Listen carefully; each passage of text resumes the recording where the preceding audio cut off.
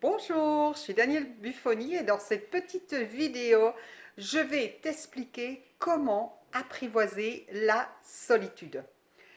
Alors, peut-être que si tu m'écoutes en ce moment, eh bien, c'est parce qu'en ce moment, tu souffres de solitude. Peu importe la cause à cette solitude, peut-être que tu viens de vivre un décès, peut-être que tu viens de te faire licencier, peut-être que tu viens de vivre une rupture sentimentale, peu importe.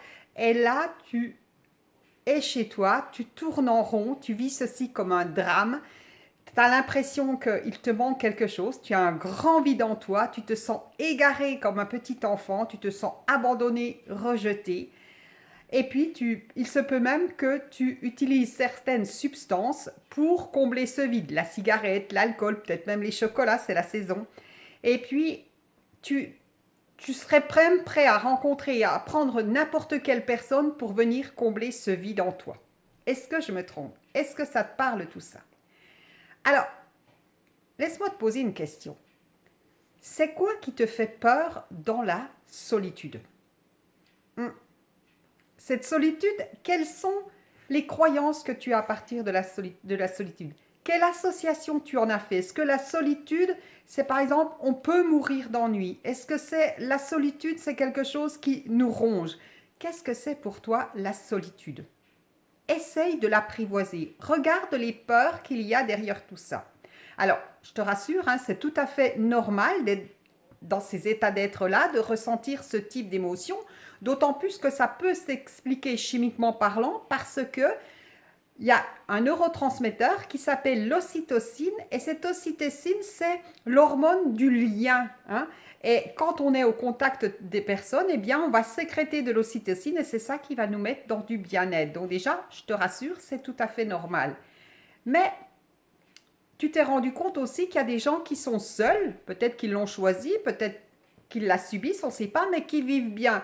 Moi, ça m'a toujours surpris quand je regardais Heidi, ce petit film quand j'étais enfant, le grand-père qui vivait dans les montagnes, son petit chalet, ses petites brebis, là, ses chèvres, et puis son chat, et il était heureux. Et à contrario, tu as des gens, même accompagnés, même en couple, et qui sont malheureux, qui se sentent seuls. Alors aujourd'hui, en 2021, est-ce qu'on peut se sentir seul avec les réseaux sociaux? Oui, mais je pense qu'il y a toujours un moyen pour renouer le contact. Alors, bien voir une chose, c'est que tout n'est pas bon.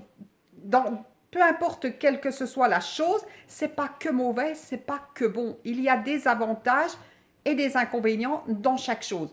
Par exemple, qu'est-ce que la solitude elle peut avoir de positif? Elle peut m'apporter le calme, elle peut m'apporter la paix. C'est peut-être aussi l'occasion pour moi de me retrouver face à moi-même et ça peut me faire gagner en autonomie, ça peut me faire gagner en liberté.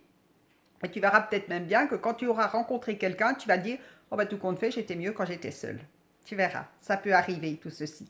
Et puis si aujourd'hui la vie te met cette expérience, cette épreuve à vivre, c'est qu'elle a quelque chose à t'enseigner. C'est-à-dire qu'il y a un message derrière tout ça. Qu'est-ce que tu dois comprendre à travers cette solitude que tu es en train de vivre en ce moment-là?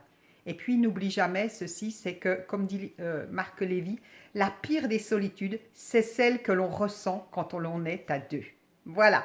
Alors je te laisse. N'oublie pas de me laisser un commentaire. Dis-moi ce que tu en as pensé. Partage si tu peux penser que ça peut aider quelqu'un.